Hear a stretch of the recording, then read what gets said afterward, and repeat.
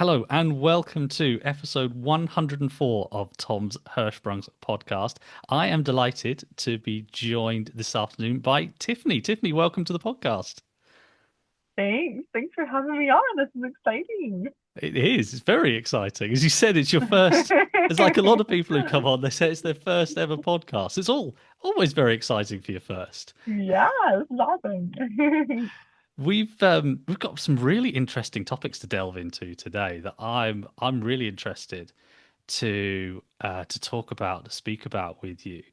And I guess we'll probably intro by saying you do have a child with Hirschsprungs. Yes. Um, so would you like to talk a bit about sort of the beginning and how this all sort of came about? Yeah. No. Okay, sorry. Can you still hear me? Oh, perfect. Yeah, that's much better. Okay, okay, sorry. My phone's being weird. Okay, so please just edit that out.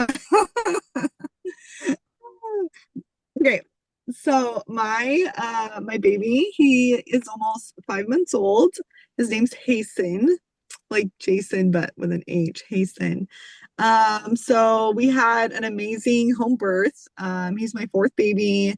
I'm also a doula, so I'm just all about like natural births. Anyway, we had him at home. Everything was great. And then, you just have like your mama guy that just wants to make sure just your kids are healthy, safe. And I just felt like we should go to, just go get me checked out, go get him checked out at the mother and baby at the hospital. So we went and got ourselves checked. And they cleared us. Everything was great. I was looking good and healing okay. He was looking great. And then they kept us for 24 hours to, just kind of monitor us. And Hasten hadn't stooled, and but although it had only been 36 hours. So I don't know, sometimes my mama brain is like, maybe I could have like worked harder for him to stool. But maybe not. I don't know. I know it's not great to go back and look at, oh, maybe I could have done this or that. There's no point. Anyway, he didn't in 36 hours, but he did start spitting up some green bile just because of all the up of meconium in him. He started spitting up green bile. So they're like, oh, let's go do some imaging on him. So they do some x-rays and they saw some bubbling in the lining of his intestines, which is called nematosis. And that's like an instant, red flag, get sent to the NICU for that because that can start an infection and be really fatal in little newborn babies. So that was just some really big, shocking news to, everything was great. And then it's not, and you get rushed to the NICU. So, um, yeah, so anyway, but I mean, I'm glad that we went and got checked up because I would rather, catch that in the hospital than be at home and have things go south. So I was glad that we caught it. So they rushed us to the NICU and they're trying to figure out why this baby isn't pooping. So they do a million tests on him. They're telling me like worst case scenarios. I'm a basket case, and they got him started on antibiotics to correct the nematosis so that would all go away and not start an infection. So okay, so this is when I started to really be confused in the NICU was that Hasten was pooping in the NICU. Although they were doing rectal irrigations on him in the NICU just to make sure like all of his stool was coming out. He was all cleaned out. But like in between he was stooling. So they were doing all these tests and ruling out things that they were diagnosing with him. They're like, oh, he has anal stenosis, and oh, like they were telling me all of these diagnostics. And then a doctor would come in and like, oh, it's not that. So it was just a roller coaster in the NICU. And then at the very end of the 2 weeks, they did a rectal biopsy, and they're like, this could, if this comes back positive, then he has Hirschsprung's disease. So I'm like Googling, I'm doing a million Google searches, and I'm looking up Hirschsprung's disease. I'm like, okay, clearly he doesn't have that, so it's gonna come back negative, because I mean, the boy's pooping, like everything, he doesn't have all these symptoms. So all he had was, he didn't pass in the time frame and the spitting up cream vial and anyway, yeah, I didn't think it was like true Hirschsprung's disease. So I was pretty skeptical about it. So they sent it out. We wait for the results. They come back inconclusive. So I'm like, okay, they're like, okay, we're gonna do a second rectal biopsy. And I'm just annoyed at this point. Like just a frustrated mama. I just wanted to be home. And so they send that rectal biopsy to Seattle for like extensive examination, and it also comes back inconclusive. So I'm just like, okay. And so I want to talk to the doctors. They come in and they tell me, what this could mean. They're like, well, so they tell me about the ganglion cells, that people with Hirschsprung's disease, they're lacking ganglion cells, and that they tell me his ganglion cells are nearby. I'm like, what the crap does that mean? Like, does he have like Hirschsprung's disease or not? Like, they're like, well, yes, like like we are diagnosing him with Hirschsprung's disease, and protocol for Hirschsprung's disease is surgery. And because we don't know how much of his colon is affected unless we surgically go in and check. So now they're like, so let's get the surgery scheduled.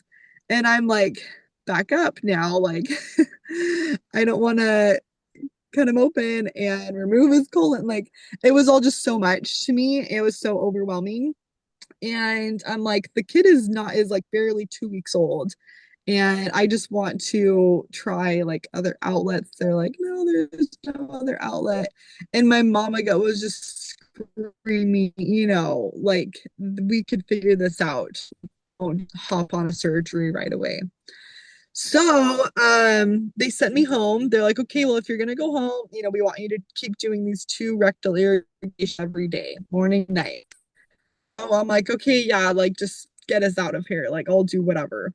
So we go home. They let us go home. They discharge us, and we go home and we start doing these rectal irrigations. And I mean, I am preaching to the choir. Like people who have, parents experiencing this, like it's awful. It is the worst. Like just like holding your newborn baby down, and just doing these rectal irrigations. And I know you do it because you're doing it for the good of your child. I get that. But they're telling me all these red flags to look out for, that will lead to enterocolitis. That's like the big thing we're trying to avoid, right? Enterocolitis. And so rectal irrigations, but even by the time like our next irrigation was up, he was super distended. And so I'm freaking out, like for these poor anxious parents that I'm sure can relate to me, like your anxiety is through the roof, like trying to keep your baby healthy and making sure they don't things don't continue to get worse and worse and worse. So I feel like the irrigations, I'm like, man, like he's not doing well, he so much inflammation. So I started kind of talking to I'm from Arizona, and I have like a team of naturopathic doctors in Arizona. And I started talking to them, and they were like, we need to get inflammation down. So I just booked a flight for me and Hasten to go to Arizona. And so we flew there, and I just wanted to like get other doctors' opinions that weren't just like surgical route, immediately. I just wanted to see what else we could do. So I wanted to get Hasten's inflammation down because he was just getting, yeah, like I said, he was getting distended before the next irrigation. So we go and we started all these like homeopathic remedies stuff. And I also felt like I wanted to try stopping the irrigations, and I got other doctors' opinions on that because and I started kind of like experimenting. And I know that sounds like, oh, you're an idiot, like whatever, like a lot of parents would say that, but it's just really what I felt like. I felt like sticking the catheter in him was one, giving him a negative relationship with pooping, and he needed that like gut, because especially in the newborn, like the first like 4 months, your is what where you develop your gut to brain connection. Like, oh, this doesn't feel good. I need to do this. Oh, that feels good. I'm going to keep doing that. Like that connection is so important. And that forms in your early months of your digestive system developing. So I'm like, okay, hasten, babies have an underdeveloped digestive system. Let's see what happens if we let it develop. But we need to get the inflammation down. So working with these homeopathic doctors and just having a more holistic, whole body approach. We got his inflammation down. His belly was always, was nice and soft within just like a few days. So instead of doing the rectal irrigations, we would use a windy, which is like a little pipe that you stick in the rectum and it releases any air or a lot of times poop. We call it the poop shoe.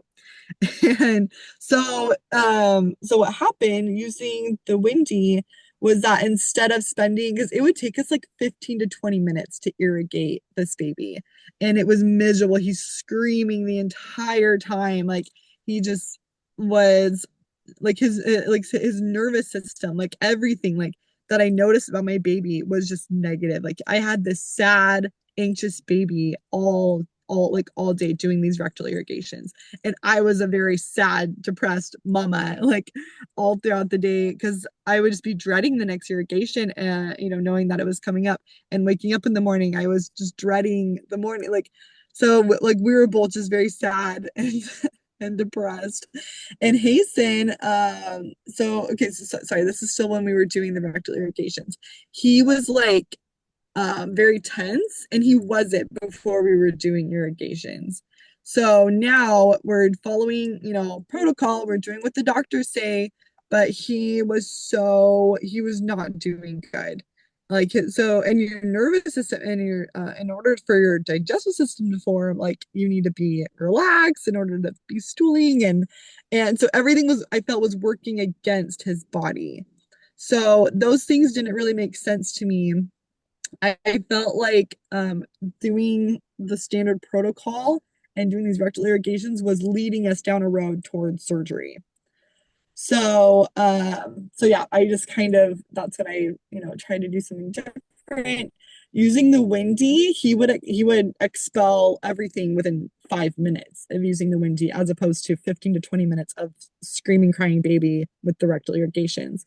So and I was letting like his nurse practitioner, she was calling every week, and I was keeping her updated with everything we were doing. So I felt like I was doing everything very cautiously, very safely. I don't feel like I was reckless in any way. So, so during the windy was working for us, and I had a happy baby, I had a calm baby. He was sleeping great, and he started stooling on his own again, which was big. Um, I did have his nurse practitioner. She was like, "Oh, like we need you to keep following protocol. Like he's at risk for enterocolitis and everything." And she kind of put those fears back in my head, and it just got me so scared. He was like not even a month old at this point, and so I did start doing rectal irrigations again, and it was the same thing that happened. I had a stressed up baby, and he stopped stooling on his own. So I did that for like a week. I got back on the rectal irrigations, and then I was like, hey, no, I want him back on track to what we were doing. So I stopped the irrigations for sure. So that was June 12th. Yeah, so he was just like a little over a month old when we stopped doing the rectal irrigations, and we got him back on track. Inflammation went down, his belly was nice and soft and squishy, and I had a happy baby, and he started stooling on his own. So so now he's almost 5 months. He so okay, so this is what I have learned. Like I honestly kind of do feel like an expert in some ways, because I've just talked to like so many people.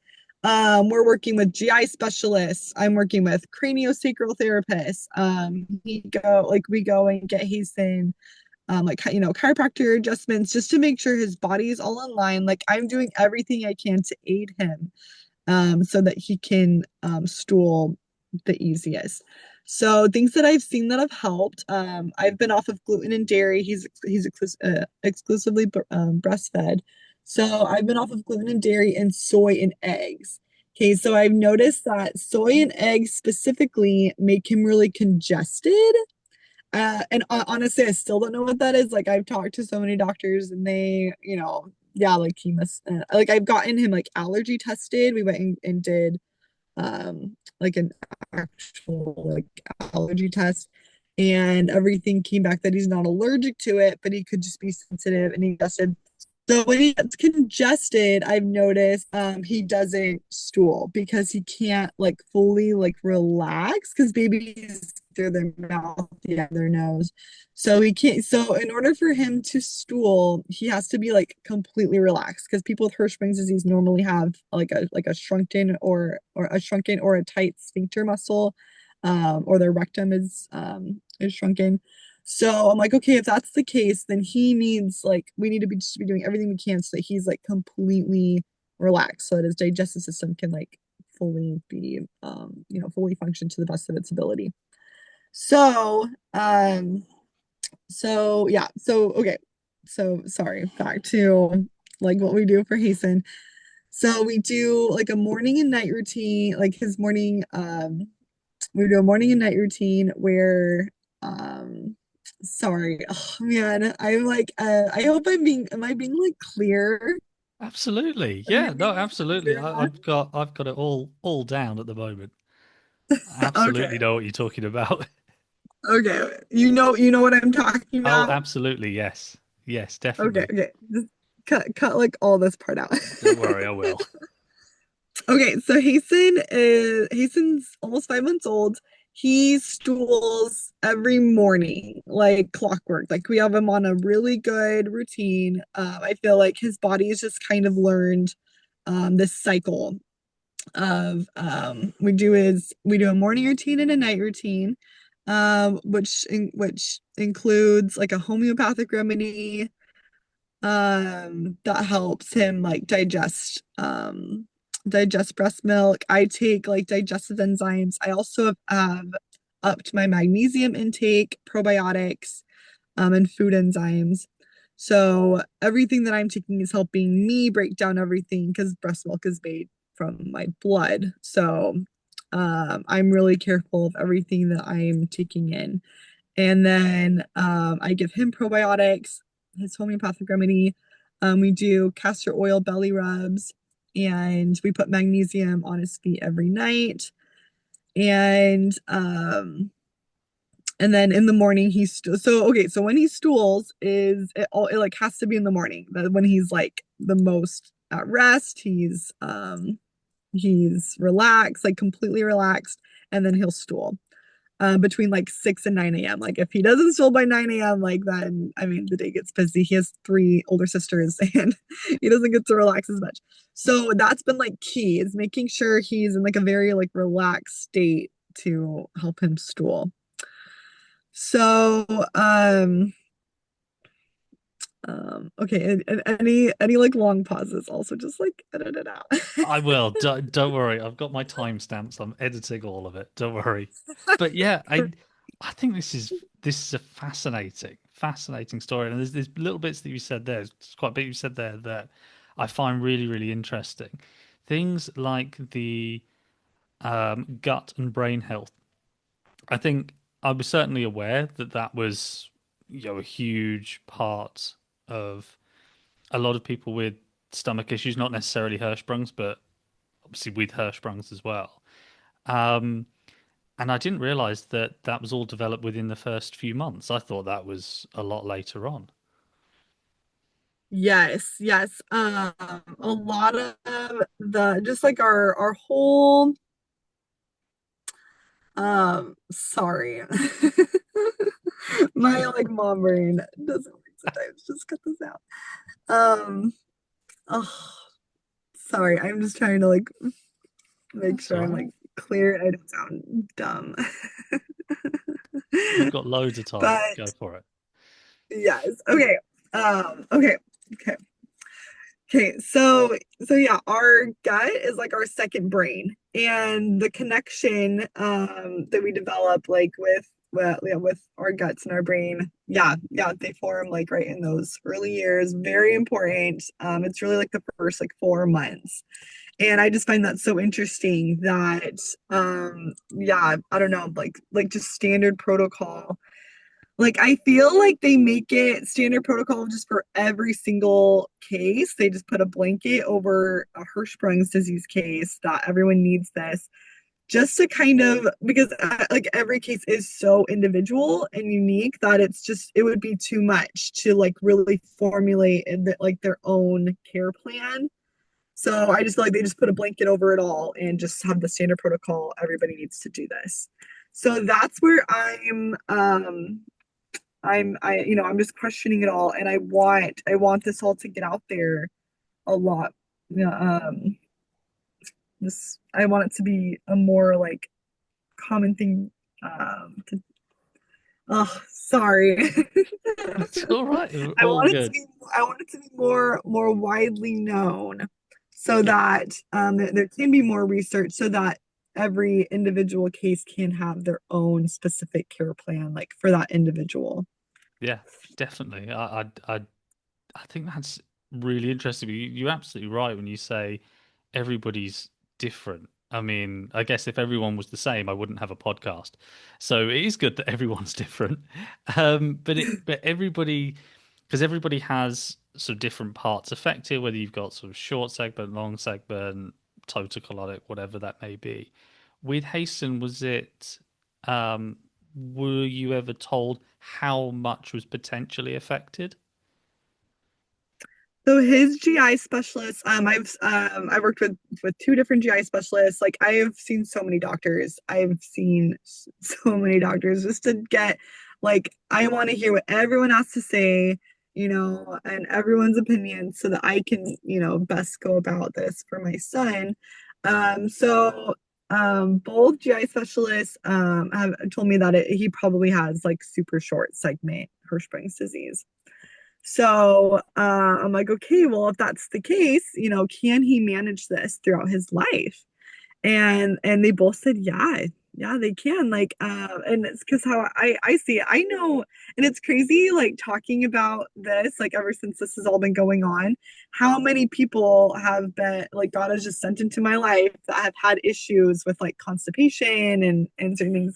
Because I kind of, I don't know, like part of me, I'm like, man, like how many people would be classified as like a Hirschsprung's disease case if they went and got like a rectal biopsy done or something. Like, is Hirschsprung's disease kind of this like glorified title for like severe constipation, like that? And like, I know that's arguable, but I know so many people, and nobody talks about it because nobody talks about their bowel movements.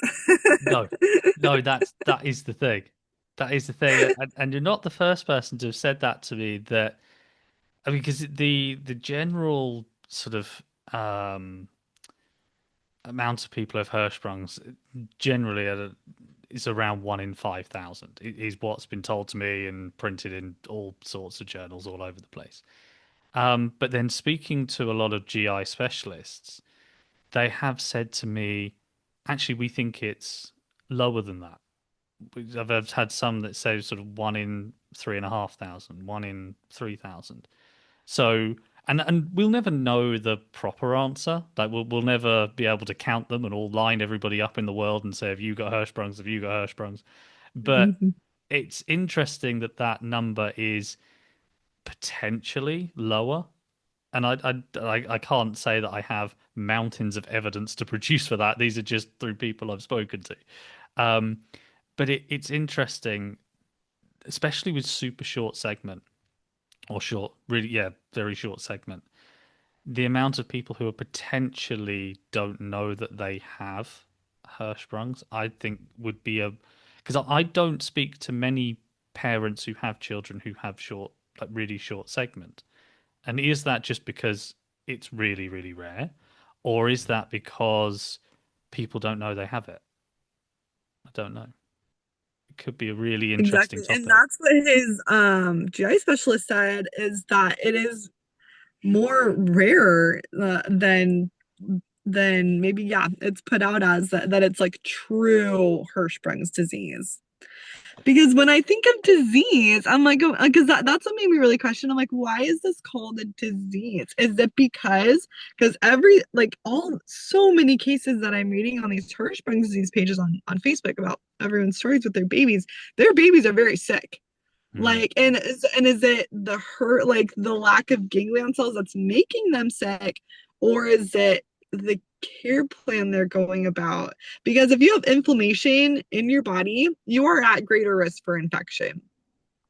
So why aren't these doctors focusing on getting the inflammation down and having a healthy gut and having a healthy gut balance and like eating that? Because the just so many, like there's just so many parts to it. And just with our like experience with the irrigation, one, he's having bacteria introduced into his very sensitive colon, so that didn't really make any sense to me. And I actually got a body scan done on him to detect the types of bacteria that he had in his gut, just everything that was going on with his digestive system. I really wanted to know what was in there.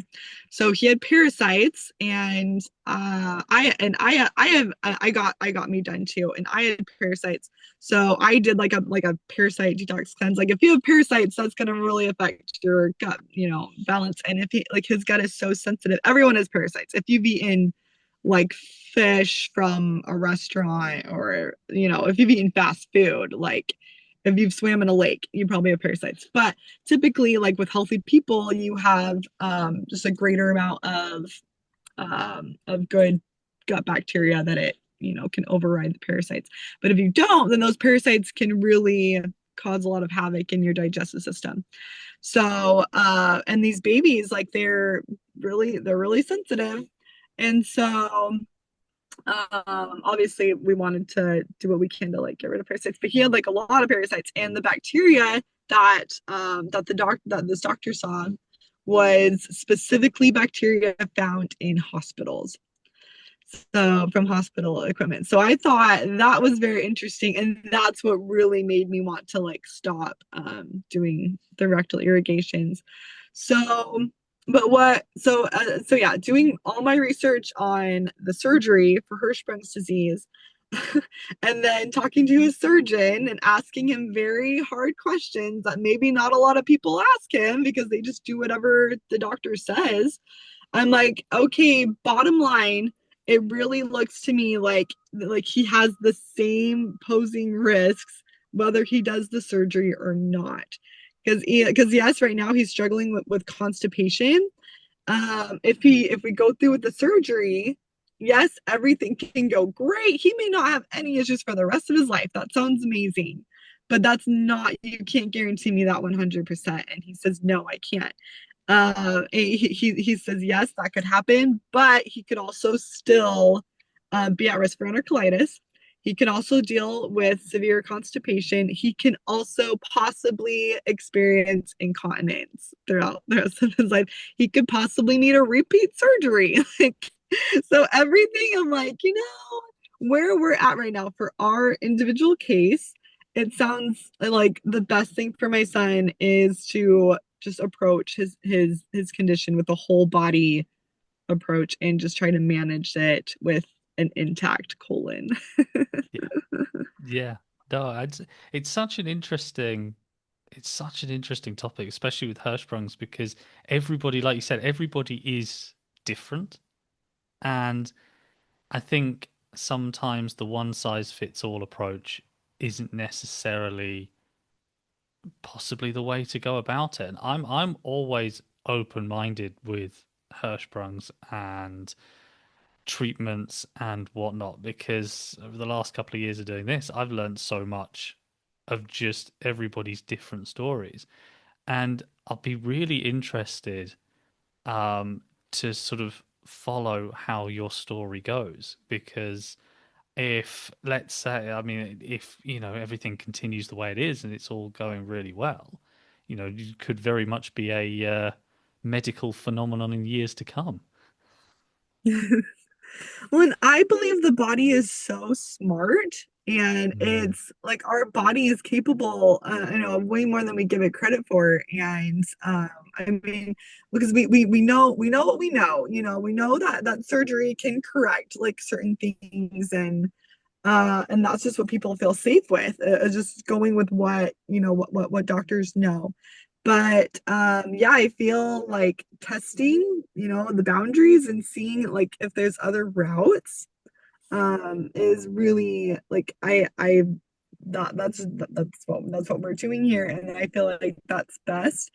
And down the road, like, because I know they are doing research on like, stem cell therapy and things like that. That I talked with his GI specialist, and I know they're just in like the beginning stages of that, but I would rather have my son be a guinea pig for that. Like we'll be first in line, like volunteers tribute. If anyone's watching this that that knows more about like stem cell therapy and needs like when it gets into the like working on human bodies and experimenting on like on actual like cases with human bodies, because I know they're doing like mice or something right now.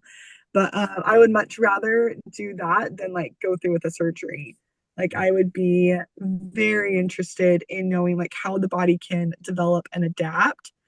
So one of the things that Hasten is taking every day, it's called ambertose. And this is a supplement. You can look it up. It's by this company called Manitech. Sorry, I should have had that right before I got on this. I think it's Mantech, like Manntech. Yeah, sounds about Anyways, sorry. right. But anyway, so the ambertose, it helps cell rejuvenation, and it helps your cells and like cell like connectivity like with other cells, and it just helps your body like rejuvenate faster. So he's been taking this, and I'm just really curious like how well the body can adapt and like learn to manage itself even with lacking something, like how he's growing, he's turning 5 months old like this weekend, and I feel like his body's like learning to adapt with what it has. So, because I mean, whether a person's born blind or whatever, like the body learns in other ways to adapt for the just for the body in order to survive. Like that's just how like our brains work.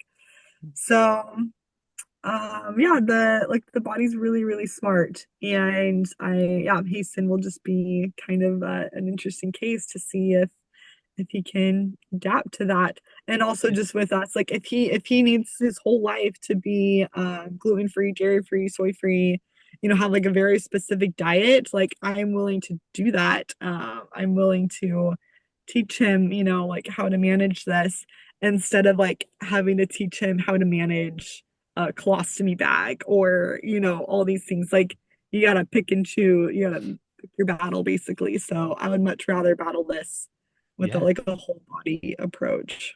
definitely. I think stem cell really, really interesting topic, because I speak to, like you said, if other doctors are listening, and I know other doctors do listen because they've told me that they do. So hopefully they're listening to this one as well. Um, but stem cells are really, really interesting because I was talking to a surgeon, actually my surgeon, who operated on me 30 odd years ago several times. Um, Well, and we were talking about Hirschsprungs and sort of whether it's curable or whether it's going to be just sort of stay as it is now for now until the end of time. And he was very much of the opinion that not within years, but more within sort of several years to maybe a decade or so, he was very, very I don't want to put words in his mouth here, but he was very kind of optimistic mhm. that the experiments going on at the moment are pushing more towards a cure as opposed to where we are at the moment, which is more kind of the management stage of Hirschsprungs. I think people have Hirschsprungs in several different guises, as we mentioned, but people manage them in different ways, whether it's washouts, whether it's irrigations, whether it's with a stoma, with an ACE, without stoma, whatever it may be. Everybody kind of manages in their own way, whether it's diet, as you mentioned as well.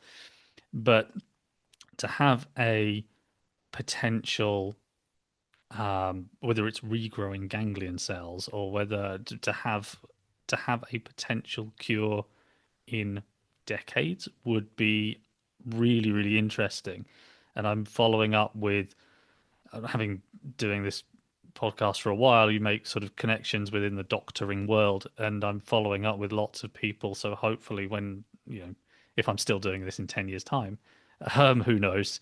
But then hopefully we'll have more of an idea. I'm not saying that we will have a cure. I'm not saying that for a second, but it's interesting that they are pursuing it and pursuing it quite hard in a lot of places, not just in the UK, but in America as well, doing lots of different tests um, to see if they can regrow ganglion cells, which I think is really, really interesting.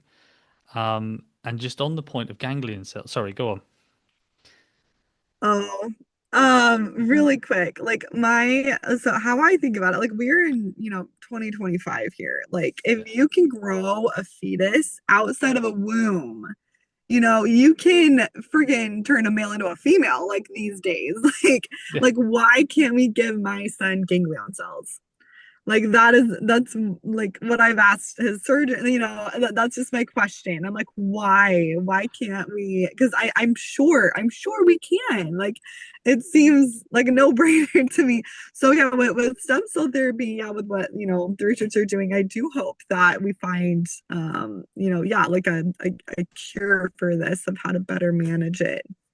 yeah, yeah, definitely. I think. Well, I mean, any doctors that are listening, then tell me why we can't grow ganglion cells. Because I'm not a doctor. I have Exactly. no idea. I'm not even going to Why can't we pretend just like I like know.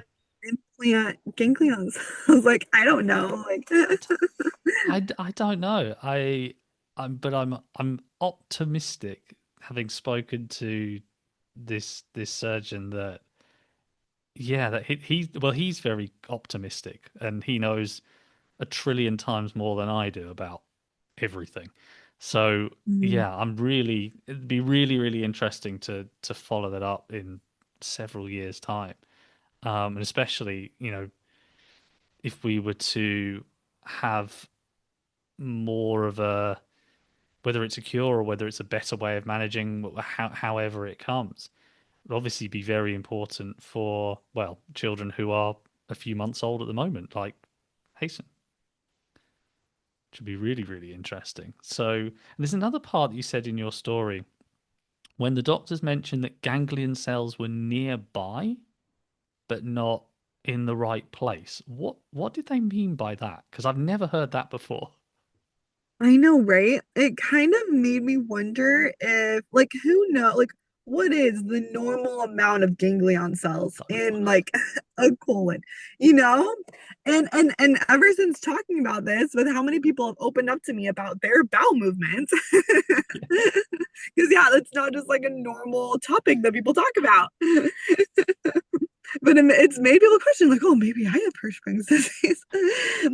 So yeah, what is like the normal amount? So it makes me think that, like, yeah, wherever they took the biopsy, like, yeah, maybe there wasn't ganglion cells there, but, yeah, they like, so they said they were nearby. So he had some, but maybe just not like a lot. yeah, So maybe some people just are born, we're all just born with different amounts of ganglion cells. And some people can get by throughout their life. Some people struggle with constipation throughout their life. yeah, But yeah, like so to me, maybe Hasten doesn't like.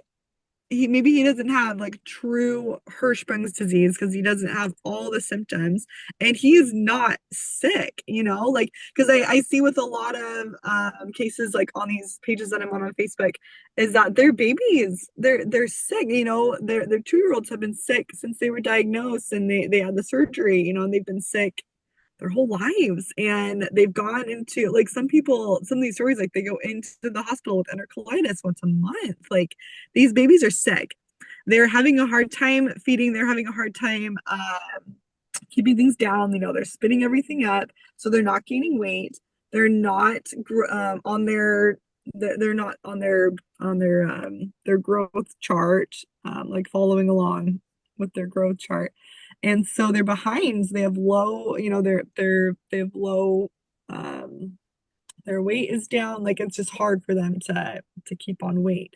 So Hasten is a very healthy, happy boy. He's not sick.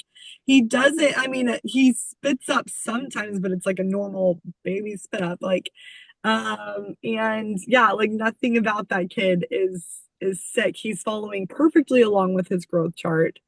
So to me, yeah, his GI specialist was like, hey, yeah, he doesn't have like this, typical Hirschsprung's disease.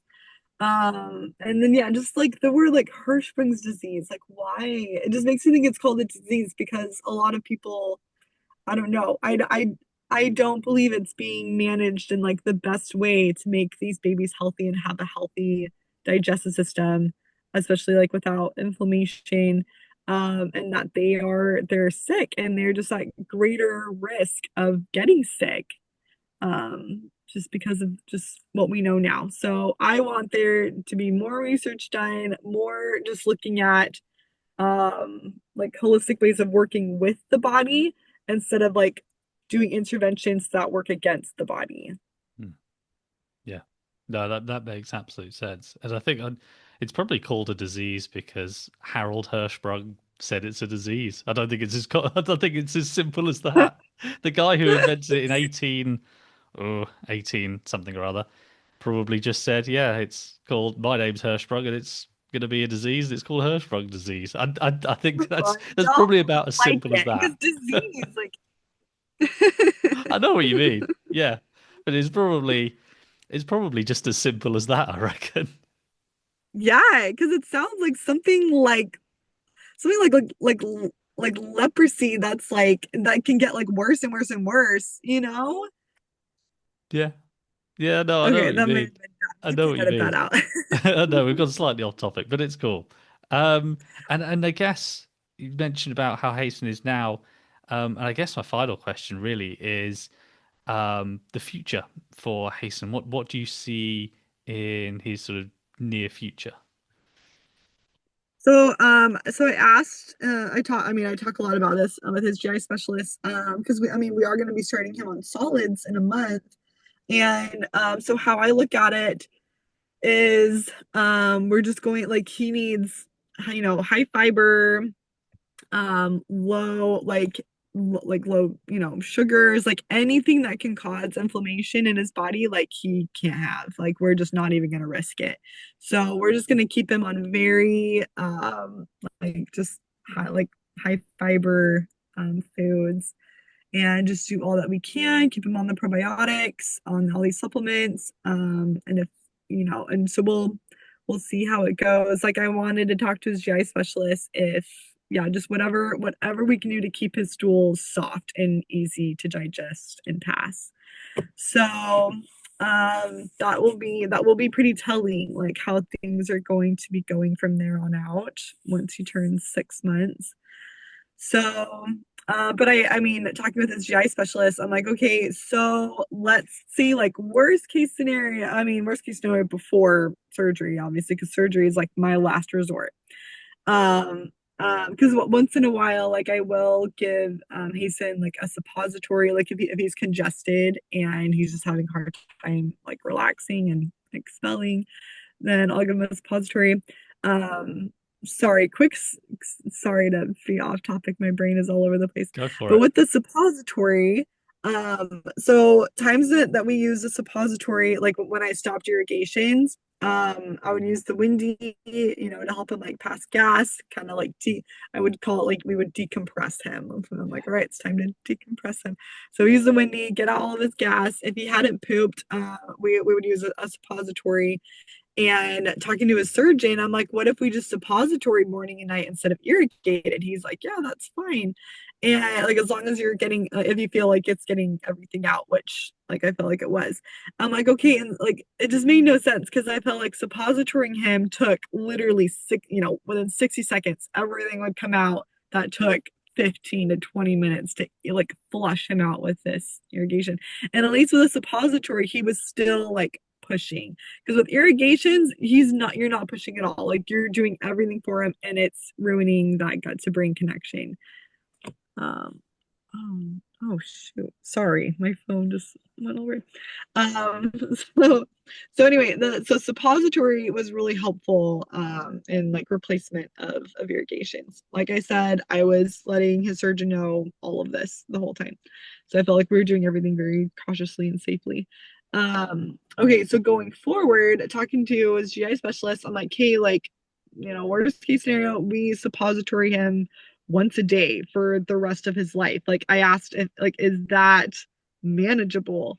And he said yes, or like Botox in his sphincter to like relax it and things like that. I'm not super on board with Botox just because like it is injecting him with, I mean, literally like toxins are in Botox, like the full name. And anyway, but so I don't really like that route. But if that was like kind of like a last case scenario, I would be willing to do that before surgery is Botox. So there are things I haven't tried that I would be willing to try. So we'll just like continue to see how Hasten does. Um, but yeah, like I honestly I don't know for sure like what the future holds. If he ends up getting surgery in a year or in 10 years or whatever. But I am hoping that I can hold it off and keep him, manageable, keep everything manageable up until hopefully there is some kind of stem cell therapy, just more research done on what we can do for a lack of ganglion cells in the colon. Yeah. Well, let's hope so for the future. Thank you so much for coming on and sharing Hasten's story. And just finally, where can people find you on social media and keep up to date with your story? Yeah, that's totally fine. Where can people Sorry. find you?